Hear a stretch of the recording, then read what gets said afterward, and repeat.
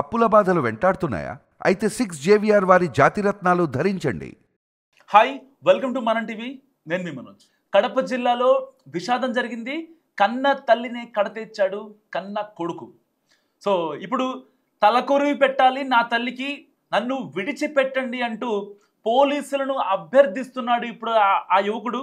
అతని పేరే యశ్వంత్. మనోడు హైదరాబాద్లో ఉంటున్నాడు గత కొన్నేళ్లుగా.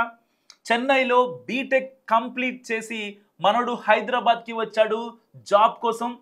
సో ఇలాంటి నేపథ్యంలో మరి డ్రగ్స్కి అలవాటు అయ్యాడా లేదా ఇంకేమైనా ఇల్లీగల్ యాక్టివిటీస్ చేస్తున్నాడా అనేది తెలియదు. కానీ సో మనోడికి జాబ్ వచ్చేంత వరకు చదివించారు. జాబ్ రావడం కోసం మనోడు కష్టపడుతున్నాడు. ఇంటి దగ్గర నుంచి వాళ్ళమ్మ ఒక టీచర్గా వర్క్ చేస్తుంది, వాళ్ళ డాడీ ఒక వైన్ షాప్లో హెల్పర్గా ఉండేవాడు. సో వీళ్ళిద్దరూ కలిసి ఒకగానొక కొడుకు ఎలాంటి ఇబ్బంది పడకూడదు అని చెప్పి నెలకి అంతా ఎంతో పంపిస్తున్నారు. మనోడిని హ్యాపీగా చూసుకుంటున్నారు. బీటెక్ చేయించారు, అంతా బాగానే ఉంది. కట్ చేస్తే ఒక 1 year నుంచి మనోడిలో యశ్వంత్ అనే అబ్బాయిలో ప్రవర్తన మొత్తం తేడాగా మారిపోయింది. దాని తర్వాత మనోడు నిన్న పొద్దున్నే హైదరాబాద్ నుంచి ప్రొద్దుటూరు వెళ్ళి ఆవిడ టీవీ చూస్తుండగా ఆవిడ్ని కూర్చోబెట్టి గొంతు కోసేసి అక్కడికక్కడే చంపేశాడు. ఆ రక్తపు మడుగులోనే కన్న తల్లి చివరి క్షణాలు కూడా ఎవ్వరికి అనుమానం రాకుండా, వాళ్ళ నాన్నకి కూడా తెలియకుండా ఈ హత్య చేశాడు. అయితే ఎప్పుడైతే ఆవిడ్ని ఆ కిచెన్లో నుంచి కత్తి తెచ్చి అతి దారుణంగా పొడిచి ఆ రక్తపు మడుగులోంచి వరండాలో లాక్కొచ్చాడు. కిచెన్ దగ్గర నుంచి వరండా దగ్గరికి లాక్కొచ్చిన తర్వాత అక్కడ పడేసి ఆవిడ అరిచిన అరుపుకి వాళ్ళ హస్బెండ్ ఎవరైతే చనిపోయిన ఆవిడందో వాళ్ళ హస్బెండ్ రావడంతో మనోడి గుట్టు రట్టయింది. లేదంటే ఇంకొక స్కెచ్ వేసేవాడేమో, ఎవరో చంపారు ఇంట్లోకి వచ్చని చెప్పి అలాంటి స్కెచ్ వేసే అవకాశం కూడా ఉంది యశ్వంత్ పరిస్థితి వస్తుంటే. సో అక్కడ ఇంటి దగ్గర ఉన్న వాళ్ళు నిజంగా భయభ్రాంతులకు గురయ్యారు. కన్న తల్లిని ఎలా చంపాడు అంత క్రూరంగా అన్నది ఇప్పటికీ వాళ్ళ వీధిలో ఎవరైతే ఉంటారో ఇంటి పక్కన ఇంటి ఎదురుగా ఉండే వాళ్ళకి నిజంగా అర్థం కాని పరిస్థితి. వాళ్ళంతా భయభ్రాంతులకు గురవుతున్నారు. సో ఇలాంటి వాడిని అరెస్ట్ చేసి లోపలేయండి, 4 తగిలించండి అంటూ కూడా బుద్ధి చెప్తున్న పరిస్థితి. సో పోలీసుల విచారణలో వెల్లడైన విషయాలు నిజంగా విస్తుపోయేలా ఉన్నాయి. కేవలం డబ్బుల కోసమే కన్న తల్లిని క్రూరంగా చంపాడు అనే నిజాన్ని నిజంగా ఆ తండ్రి యశ్వంత్ వాళ్ళ డాడీ డైజెస్ట్ చేసుకోలేని పరిస్థితి. నీకు డబ్బులు కావాలంటే నన్ను అడుగు, నేను ఇస్తాను కదా, ఎక్కడో చోట అప్పో సొప్పో చేసైనా సరే నేను డబ్బులు ఇస్తా, నిన్ను కన్నాం, నిన్ను పెంచాం, నిన్ను చదివించాం, నీకు కావాల్సింది ఇచ్చాం, బండి ఇచ్చాం, ఇంకా నువ్వు జల్సాలకు ఖర్చు పెడతాన డబ్బులు ఇచ్చాము, ఇలాంటి పని ఎందుకంటూ కూడా ఆయన గుండెలు బాధేలాగా గుండెలు అవిసేలా రోధిస్తున్నాడు.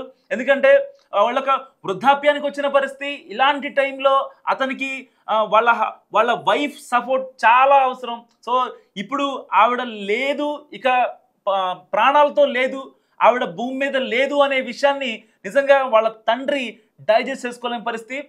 సో ఒక్కసారి ఈ తల్లిని చంపిన కర్కోటకుడు యశ్వంత్ గురించి మాట్లాడుకుంటే ఒక రకంగా మనోడికి మానసిక పరిస్థితి బాగోలేదని కూడా కొంతమంది చెప్తున్న పరిస్థితి. అయితే ఎప్పుడైతే చెన్నైలో బీటెక్ చేసి హైదరాబాద్ జాబ్ కోసం వచ్చాడో జాబ్ ట్రయల్స్ చాలానే వేశాడు. అండ్ ఇంటి దగ్గర నుంచి వాళ్ళ అమ్మని చంపడానికి మెయిన్ టాస్క్ ఎక్కడ వచ్చిందంటే, ఎప్పుడైతే మనోడు ఫోన్ చేసి ఇంటికి వాళ్ళ మమ్మీకి 10,000 డబ్బులు కావాలి అంటే ఆవిడ నిరాకరించడంతో ఇంట్లో కూడా చెప్పకుండా పొద్దున్నే ప్రొద్దుటూరు వచ్చి హైదరాబాద్ నుంచి ఆవిడ్ని చాలా దారుణంగా చంపాడు. సో ఏది ఏమైనప్పటికీ మనోడు అంటే డబ్బుల కోసమే కన్న తల్లిని చంపాడు అంటే ఇంకా ఎలాంటి పనులు హైదరాబాద్లో చేసుంటాడు అనేది ఇప్పుడు పోలీసులకు ఒక పెద్ద టాస్క్ లాగా మారింది. ఎందుకంటే ఇప్పటికే డబ్బులు డబ్బులు డబ్బులు అని చెప్పి ఇంట్లో వాళ్ళని వేధించడం ఎప్పటి నుంచో ఇది పరిపాటిగా మారినప్పటికీ సో కొద్ది ఏజ్ వస్తే మనోడు సెట్ అవుతాడు, ఒక జాబ్ వస్తే కొంచెం ఫినాన్షియల్గా సెట్ రైట్ అవుతాడు, తనకు కావాల్సిన మనీని తానే సంపాదించుకుంటాడు, తన సర్వైవల్ కోసం ఎలా ఏంటి అనేది తానే ప్లాన్ చేసుకుంటాడు అని ఒక ఇదిలోనే తల్లిదండ్రులు ఉన్నారు తప్ప డబ్బులు ఏం చేస్తున్నాడు, దేనికోసం ఖర్చు పెడుతున్నాడు అనే విషయం కూడా వాళ్ళు మర్చిపోయి అతను అడిగినప్పుడల్లా డబ్బులు వేస్తున్నారు. సో అయితే ఇప్పుడు అదే డబ్బు వీళ్ళు ఏదైతే వద్దనుకున్నారో అదే డబ్బు ఇప్పుడు నిజంగా ఆవిడ ఆవిడ పాలిట శాపమైందని చెప్పుకోవచ్చు. ఒక రకంగా ఏదైతే మనోడికి మెంటల్ కండిషన్ కొంచెం సరిగా లేదంటూ కూడా చాలామంది మాట్లాడుతున్న పరిస్థితి. సో మరి అంత మెంటల్ టెన్షన్ బాగాలేనంత బీటెక్ చదివేంత వరకు బాగానే ఉన్న యశ్వంత్ ఎందుకు హైదరాబాద్ రాగానే ఇంత వియర్డ్గా తయారయ్యాడంటూ కూడా వాళ్ళ బంధువులు మాట్లాడుకుంటున్న పరిస్థితి. ఏదేమైనప్పటికీ అతను మెంటల్ కండిషన్ కొంచెం బాగాలేదు, దానివల్లే ఈ హత్య జరిగింది, లేదంటే ఆ అబ్బాయి మంచివాడే. సో అంటే ఒక వ్యక్తి డబ్బుల కోసమో లేకపోతే ఇంకో దానికోసమో కన్న తల్లిని చంపేంత క్రూయల్ మైండ్ సెట్ అయితే ఉండరు. సరే ఒక 50+ 60+ 45+ అనుకుంటే ఇంట్లో ఆస్తులు తగాదాలు ఏమైనా ఉన్నాయి అనుకోవచ్చు. కేవలం యశ్వంత్ అనే ఒకే ఒక్కరాడు వాళ్ళకి మిగిలింది, వాళ్ళకి ఏదైనా ఉంది అంటే అది కేవలం యశ్వంత్ కోసమే. సో వాళ్ళిద్దరూ జీవితాంతం కష్టపడేది కూడా ఏది మిగిలినా సరే అది యశ్వంత్ కోసమే. అలాంటి యశ్వంత్ ఇప్పుడు డబ్బుల కోసం ఎందుకు చంపాడు అన్న ఇంత కర్కోటకానికి ఎందుకు దిగజారాడు అన్నది మాత్రం ఇప్పటికీ ఆ తండ్రికి తెలియరాని పరిస్థితి. సో చాలామంది వాళ్ళ బంధువులు వాళ్ళు చెప్తుంది ఏంటంటే చిన్నప్పటి నుంచి చాలా సైలెంట్గా ఉండేవాడు, ఇంత వైలెంట్గా ఎలా మారాడు అంటూ కూడా వాళ్ళందరూ గుండెలు బాదుకుంటున్న పరిస్థితి.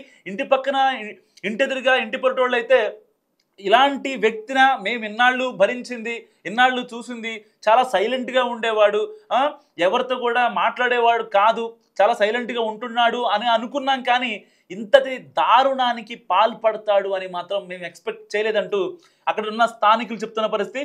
సో ఏది ఏమైనా తల్లినే ఇంత క్రూరంగా హత్య చేశాడు అంటే ఇంతకు ముందు హైదరాబాద్లో ఏం చేశాడు అనే దానిపై కూడా ఇప్పుడు పోలీసులు ఫోకస్ పెట్టిన పరిస్థితి. సో యశ్వంత్ గురించి మీరేమనుకుంటున్నారో నాకు మస్ట్గా కామెంట్ రూపంలో చెప్పండి. చూస్తూనే ఉండండి మనం టీవీ.